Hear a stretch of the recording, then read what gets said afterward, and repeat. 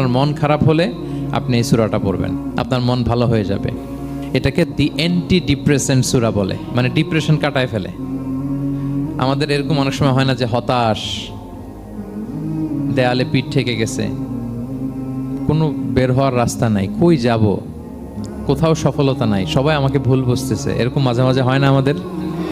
আমাদের সবার লাইফে আপস অ্যান্ড ডাউনস আছে। আপনি যখন ভারাক্রান্ত হবেন, কষ্টে থাকবেন, এই সূরাটা পড়বেন, দেখবেন যে আপনার ডিপ্রেশন দূর হয়ে গেছে। তো আল্লাহর হাবিব সাল্লাল্লাহু আলাইহি ওয়াসাল্লাম যখন এরকম ভারাক্রান্ত ছিলেন, চিন্তিত ছিলেন, তখন আল্লাহর হাবিব সাল্লাল্লাহু আলাইহি সাল্লামকে চিন্তামুক্ত করবার জন্য আল্লাহ তাআলা এই চমৎকার সূরাটি নাজিল করেছেন। আল্লাহ নাজিল করলেন, আউযু বিল্লাহি মিনাশ শাইতানির রাজিম, বিসমিল্লাহির রহমানির রহিম, ওয়াদ-দুহা ওয়াল-লাইলি ইযা সাজা মা ওয়াদ্দাআকা রাব্বুকা ওয়া মা ক্বালা ওয়ালাল আখিরাতু খায়রুল লাকা মিনাল উলা ওয়ালা সাওফা ইউতিকা রাব্বুকা ফাতারদা।